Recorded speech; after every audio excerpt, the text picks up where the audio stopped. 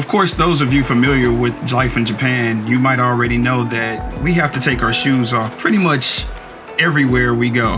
When we enter into a building, a temple, some offices, and so forth. But did you know that there is an actual technique to something as simple as taking your shoes off? We're going to show you today on Inside Local Japan. Hi.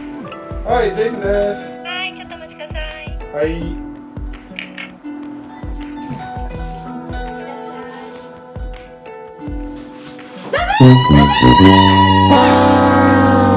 Whoops.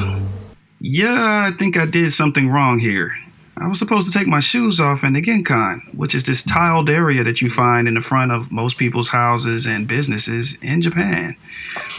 As you can see, it's designed to not only store shoes, but kind of get dirty and everything, so that you don't trek all your street grime into the building.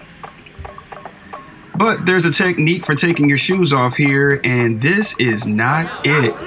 Never ever just take your shoes off and walk barefoot in that area.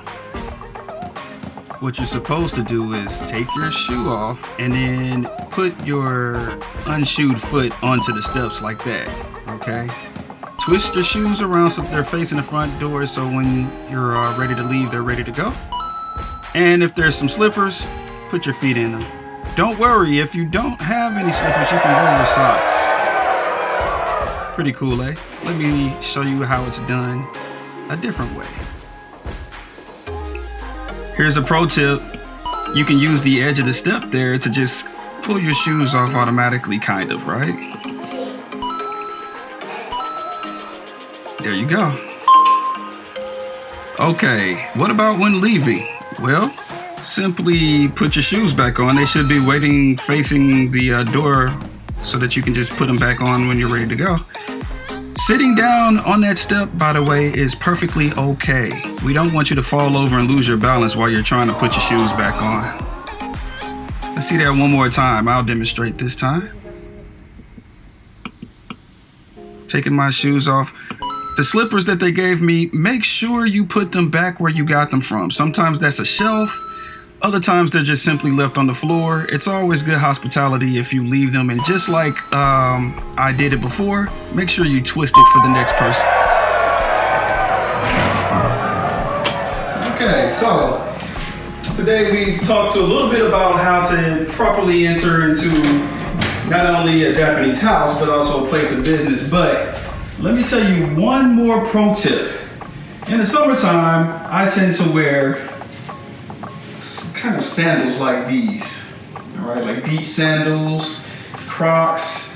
I like my feet to be kind of open and breezy. Japan gets very humid in the summertime, so there's a little bit of a problem. If I take my shoes off, obviously I'm barefoot. Is this okay? Depends on where you go. If you're going obviously to your own house and you don't mind walking barefoot on your own floor, it's fine.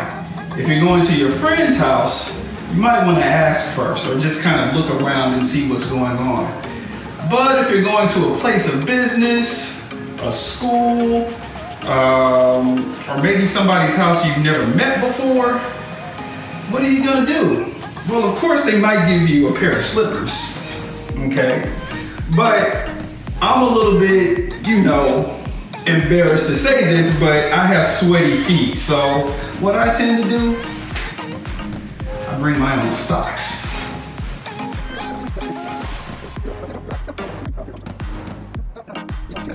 So there you go.